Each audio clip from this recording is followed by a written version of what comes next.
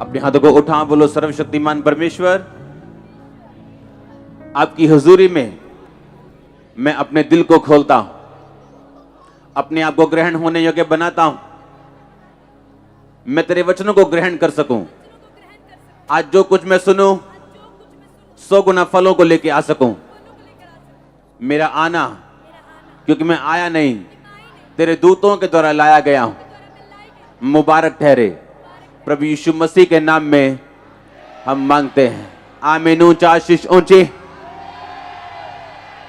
स्वागत है जीवित परमेश्वर की जीवित हजूरी में, आमीन। एक बार जोर से तारीफ करो परमेश्वर की, जोर से। बैठ जाओ अपने शरीर में, आत्मा में आप मेरे साथ खड़े हैं। अपनी आंखों को बंद, अपने हाथों को उठाओ, बोलो परमेश्वर आज तेरा वचन मेरी जिंदगी में 100 गुना फल लेके आए। मांगो अपने हाथों को उठा के, जो आज मैं सुनूं वो 100 गुना फलों को लेके आऊं। मांगो हाथों को उठा के। अपनी बाइबल को उठा, बोलो मैं इस वचन से प्यार करता हूं, ये वचन मेरे शुद्ध रहने का आधार, मैं अपना दिल इस वचनों के लिए खोलता हूं। मांगो अपने हाथों को उठा के अपनी बाइबल समेत, आमीन। अपने पड़ोसी को बोलो तुम्हें परमेश्वर की जरूरत है। तुम खड़े हो या गिरे हो, दोनों सूरतों में तुम्हें परमेश्वर की जरूरत है, आमीन। जो हमने देखा पिछले दिनों में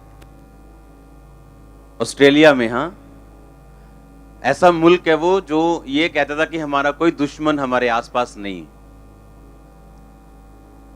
इंडिया से 2 गुना उसका क्षेत्रफल है, उसका एरिया है, और पंजाब से भी कम आबादी है।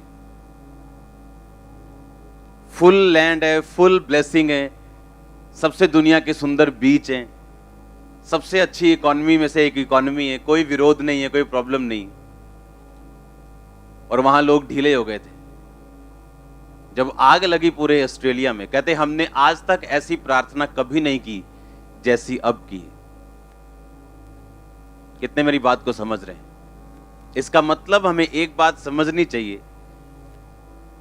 कि अपनी लाइफ के लोएस्ट पॉइंट पे हमें परमेश्वर की जरूरत है, और अपने हाईएस्ट पॉइंट पे भी हमें परमेश्वर की जरूरत है।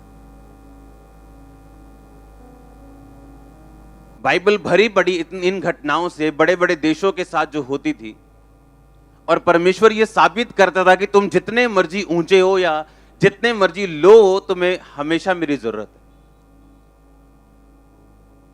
हालेलुया। यह बात साबित करती है कि हमें परमेश्वर की जरूरत है अपनी लाइफ के हर पॉइंट पे। बोलो अपने पड़ोसी को तुम्हें परमेश्वर की जरूरत है। 50 करोड़ जानवर मरे हैं वहां पे, 50 करोड़। और सब लोग, मैं भी, सब लोग हम प्रार्थना कर रहे थे कि परमेश्वर अपनी दया दिखा। इसलिए बाइबल कहती जो स्थिर है, जो खड़ा है, वो चौकस रहे, कहीं गिर ना जाए।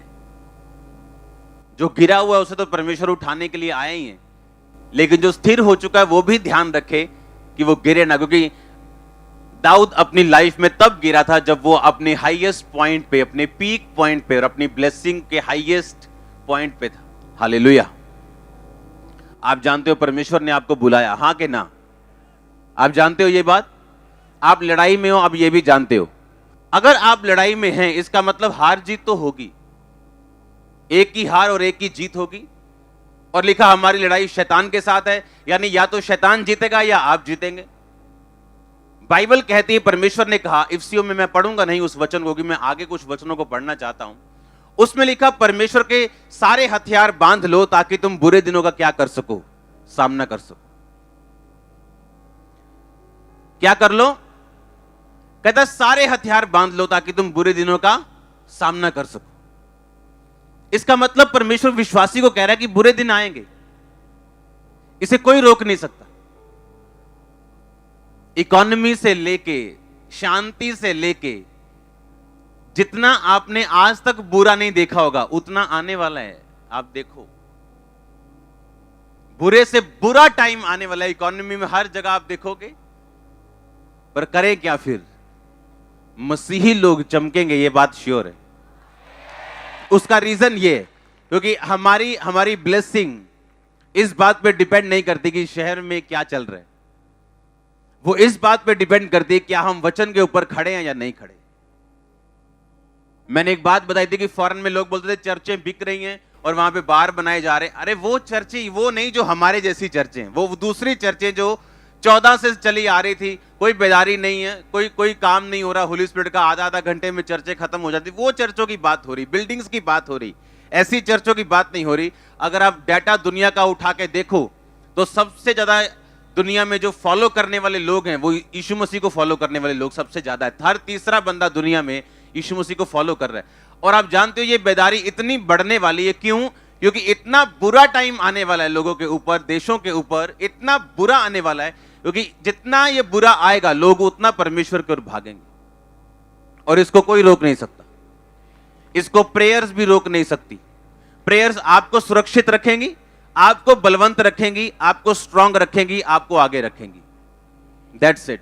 लेकिन अगर आपको पूरी दुनिया में शांति आ जाए या पूरी दुनिया में कुछ ऐसा हो जाए, पूरी दुनिया खुशहाल हो जाए, ये होने वाला अब नहीं है। अब ये बुरा होगा। और आप नोट करना, और परमेश्वर ने अपने लोगों को बोला, क्योंकि मैंने एक फैसला किया है आपको इक्विप करने का, आपको हथियारों से लैस करने का, ताकि जो समय आपके पड़ोसी पे आया और वो मारा गया, ये आपके साथ नहीं होगा। बाइबल बताती जहां जहां भी परमेश्वर ने आत्मिक लोगों को, आत्मिक चर्चों को खड़ा किया है, वहां वहां परमेश्वर ने अपने लोगों को बचाया है और अपनी इच्छा वहां पे जाहिर की है, अपना आने वाला समय बताया है, लोगों को पहले से बताया कि तुम्हें कैसे तैयार रहना है आने वाले टाइम में बचने के लिए और स्ट्रांग रहने के लिए, ताकि तुम उन लोगों के साथ ना मरो और तुम उन लोगों के साथ सफर ना करो। बाइबल कहती अकाल पड़ा और इसहाक ने 100 गुना फल लाया, क्योंकि इसहाक परमेश्वर की आवाज को सुन रहा था। बाइबल कहती अभी अकाल बढ़ने वाले हैं, ये कम होने वाले नहीं, लेकिन अगर आप परमेश्वर की आवाज सुनोगे तो आपको कोई मतलब नहीं आपके आसपास क्या हो रहा है। आप प्रार्थना करोगे देश के लिए, प्रार्थना करोगे सरकार के लिए, प्रार्थना करोगे लोगों के लिए, मदद भी करोगे, सब कुछ करोगे, लेकिन वो चीजों को रोक नहीं पाओगे, लेकिन खुद बच पाओगे अगर परमेश्वर के वचनों पे चलोगे तो। आमीन। याद रखो, परमेश्वर ने कहा सारे हथियार बांध लो। इसका मतलब यह है कि मसीह में आने के बाद अभी काम खत्म नहीं हुआ। अब मैं मसीह में तो आ गया, अब परमेश्वर ने कहा अब तुम परमेश्वर के सारे हथियार क्या करो, बांध लो। इसका मतलब अगला स्टेप मुझे यह लेना है कि चर्च आने के बाद, क्रिश्चियनिटी में आने के बाद, प्रभु को ग्रहण करने के बाद, बपतिस्मा लेने के बाद, अब मुझे हथियारों से लैस होना है, आत्मिक हथियारों से, ताकि आने वाले दिनों का सामना मैं करके सब कुछ पूरा करके स्थिर रह सकूं और अपनी गवाही को बना के रख सकूं। जब इकोनॉमी और डाउन लोगों की होती है, अगर आप देशों को देखो, अमेरिका में देखो, तो आज से कुछ दशकों पहले, 50-60 साल नहीं, काफी दशकों पहले एक ऐसा टाइम आया था जब वहां की इकोनॉमी इतनी खराब हो गई थी कि लोगों ने खाने के लिए मॉल लूटने शुरू किए थे, दुकानें लूटने शुरू की थी, गाड़ियां लूट रहे थे लोग खाने के लिए। अमेरिका में की बात कर रहा हूं। आपको तैयार रहना है कि आप बुरे दिनों का सामना करके सब कुछ पूरा करके क्या रह सके, स्थिर रह सके। हालेलुया। और परमेश्वर ने कहा मैं तुम्हें हथियार दूंगा। क्या दूंगा मैं? ताकि तुम पूरा सब कुछ सामना करके, पूरा करके क्या रह सको, स्थिर रह सको, तुम स्ट्रांग रह सको। जब अकाल पड़ा था, बाइबल ये ऐसा कहती है कि परमेश्वर ने एलिया के लिए खाने का इंतजाम कौओं से कराया था, क्रोसिक, जो कांव कांव करता है। हां, वो तो चुराने वाला जीव है। एक ढाबे में बैठा था मैं, आज से 10-15 साल पहले की बात है। वो ढाबे वाला मालिक आया, बंदूक लेके बढ़ती था, बहुत जोर से चलाई, उसको जितने भी कां थे उसको वो तंग कर रहे थे। वो चुराने वाला जीव है, देने वाला नहीं। पर बाइबल कहती एलिया को उसने दिया, क्योंकि एलिया किसके वचनों पे चल रहा था। आने वाले टाइम में मेरे भाई, जितनी आपको परमेश्वर की जरूरत है उतनी पास्ट में नहीं थी। जितना अंधेरा बढ़ेगा, आपकी डिपेंडेंसी उतनी परमेश्वर पे बढ़ जाएगी, उतनी स्पीड से लोग मसीह में आएंगे, उतनी जल्दी से सुसमाचार फैलेगा। और ये सब कुछ हो रहा है और ये होगा क्योंकि परमेश्वर आने की तैयारी कर रहा है। मैं आपको सच कह रहा हूं, परमेश्वर आने की तैयारी कर रहा है। ये सब लास्ट टाइम के साइंस हैं। जिन देशों के पास इतनी पावर है कि दूसरे देशों को पल भर में खत्म कर सकते हैं, पर अपने देश की आग नहीं बुझा पाए, क्योंकि परमेश्वर सबसे ऊपर है। वो दिखाता है, साबित करता है कई बार। हालेलुया। और जितनी ये चीजें होंगी, लोग उतना मसीह में आएंगे। और अंत के टाइम में भी लिखा, जब सब जातियों में सुसमाचार पहुंच जाएगा तब मैं आ जाऊंगा। और जब सब जातियों में सुसमाचार प्रचार हो जाएगा, परमेश्वर ने कहा, तब मैं अपनी कलीसिया को लेने के लिए आऊंगा। आप तो बहुत खुशहाल हो क्योंकि यहां कोई कमी नहीं है। अभी आपकी जमीनों से अन्न उगता है, कोई कमी नहीं। आप भूखे नहीं सोते हो, कोई कमी नहीं। लेकिन आने वाला समय ऐसा होगा, आने वाले सालों में ऐसा होगा कि खाने के लिए लोगों को लाइंस में लगना पड़ेगा, सिर्फ खाने के लिए। फूड सबसे बड़ी प्रॉब्लम होगा, दिक्कत होगी फ्यूचर में। और ये चीजें मैं इसलिए कह रहा हूं कि हम तैयार रहें बस। आमीन।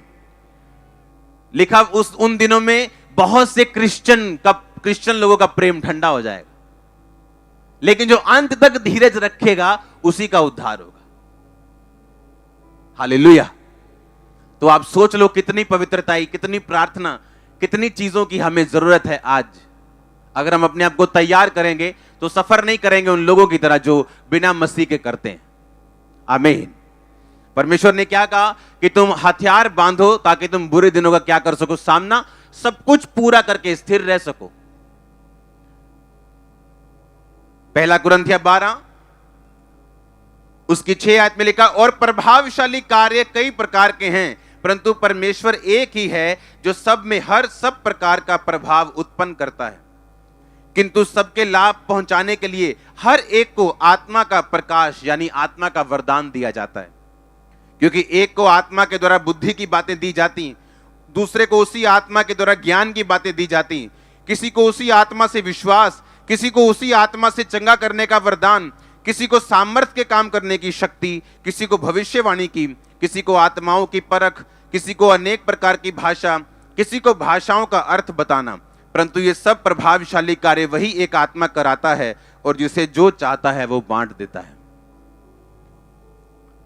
ये परमेश्वर ने हथियार दिए। आप जानते हैं, यीशु मसीह को लोग फंसाने के लिए आए और उससे बड़े उल्टे सीधे सवाल वो पूछते थे कि हमें टैक्स देना चाहिए कि नहीं देना चाहिए। अब बता, जो तू चंगाई करता है ये किस अधिकार से करता है? तो परमेश्वर ने कहा, मैं भी तुम्हें क्वेश्चन पूछना चाहता हूं, क्योंकि अगर परमेश्वर कहता टैक्स देना चाहिए तो यहूदी लोग नाराज हो जाते। क्यों? क्योंकि रोमन सरकार ओवर टैक्स लेती थी उनसे। अगर वो कहता नहीं देना चाहिए तो यह भी बाइबल के खिलाफ होता कि जिस स्थान पर तुम रहते हो, बाइबल कहती उस गवर्नमेंट की आज्ञाओं को मानो। अब उन्होंने हां या ना में फंसाने की कोशिश की, पर यीशु मसीह फंसे नहीं। कहते मैं उत्तर दूंगा, पहले तुम बताओ यूहन्ना का बपतिस्मा स्वर्ग की ओर से था या नहीं। अब वो फंस गए। कैसे?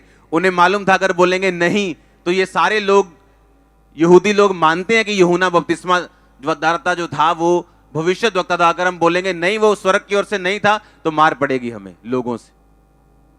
अगर हम बोलेंगे हाँ था तो हमने उसका विश्वास क्यों नहीं किया, हमें यह जवाब देना पड़ेगा।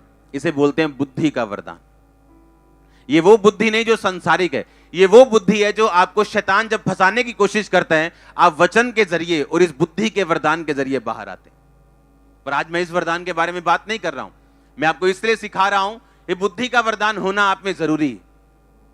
और ये सारे हथियार हैं, अगर आपके पास नहीं है तो आप लगा लो कि अकेली तलवार से या अकेले चाकू से एक बड़ी लड़ाई लड़ने में मुश्किल होगी आपको, और अत्याधुनिक आज के हथियारों से आप जल्दी जीत जाएंगे। ऐसा ही होता है, हाँ या ना?